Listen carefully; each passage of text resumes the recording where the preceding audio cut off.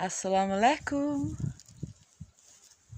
and welcome to another edition of Walkin' and Talkin'. Walk and talk. Now, I don't like to cut my garden. I like to let it grow on its own. So it's a bit wild, like me. But I do have a plan. And when all else fails, I say, revert to Allah. Give it up to Allah. So I'm just looking at the beautiful apple tree. All the blossoms have gone, and now there's all these little apples growing. And I have a feeling it's going to be a very good year for apples. And other wild fruits like berries. There's been considerable growth this year. Now, I'm going to go out into the back. Some call it a field. Some call it a site for sore eyes. And some call it a garden. I call it my sanctuary, my refuge. It's where I go when things get a bit hard. So I had a group chat with my husband's friends on Friday.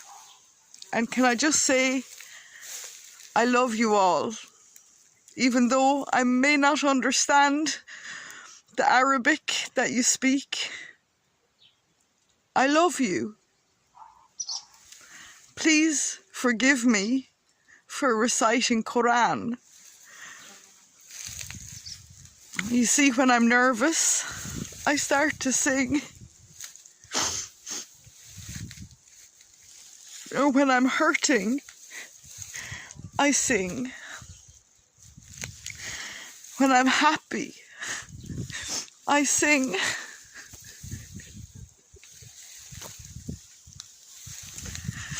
And when I rejoice in what Allah has provided for us and has blessed me with, I sing.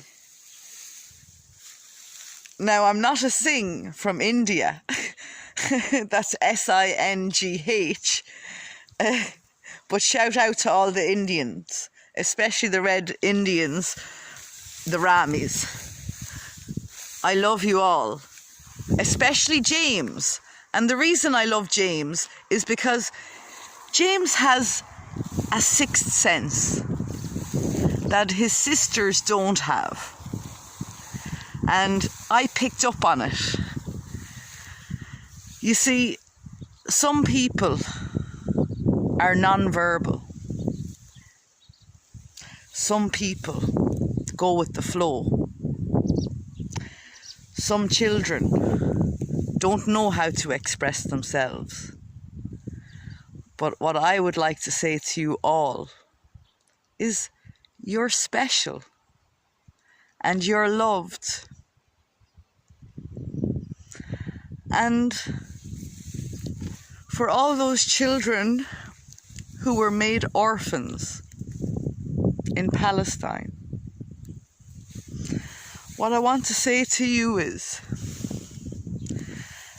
this is my land. This is our land. And we wish to welcome you. Céad Míle Fáilte. Subhanallah. Is that wild lavender?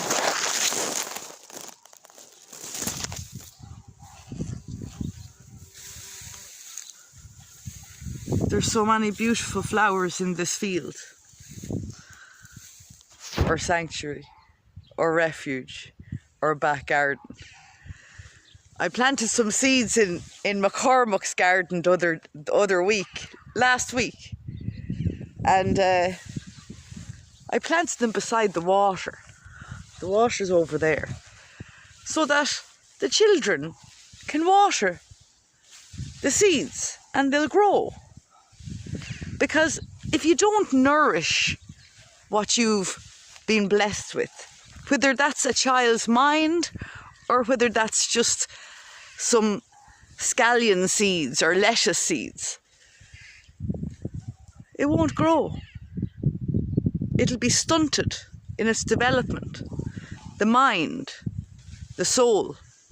Anyway, talking about developmental psychology, I would just like to read a little excerpt from a book of several research projects culminating in this book called Developmental Psychology, edited by Alan Slater and Darwin Muir.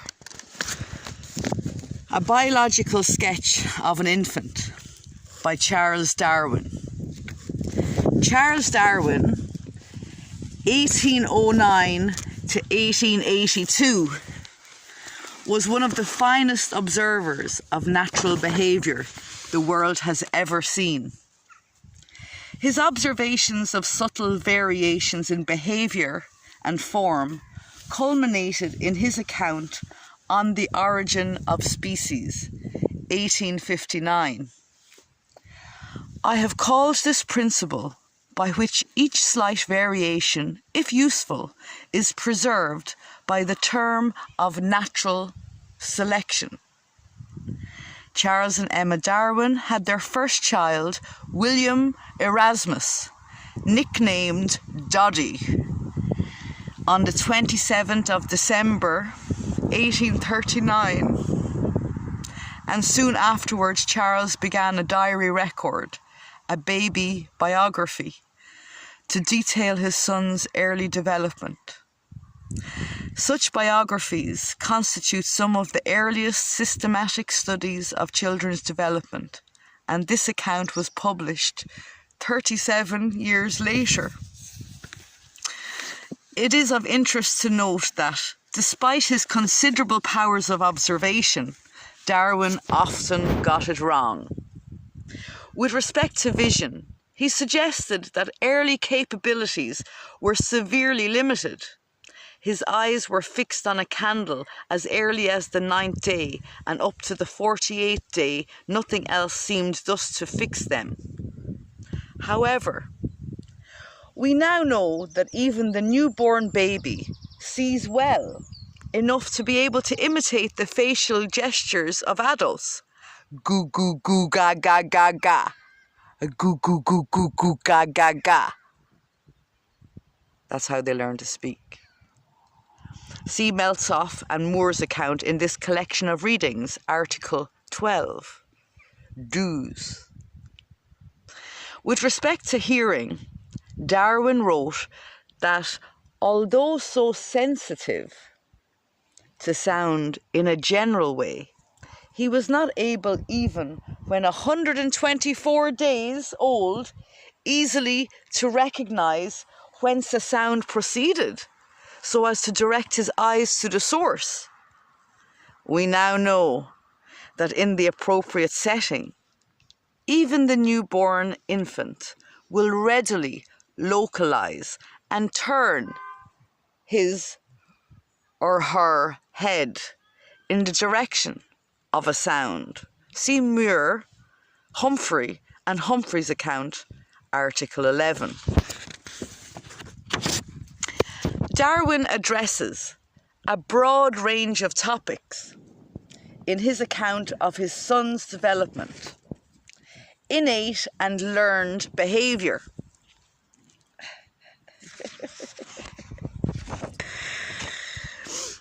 Instinct, memory, the development of pleasure,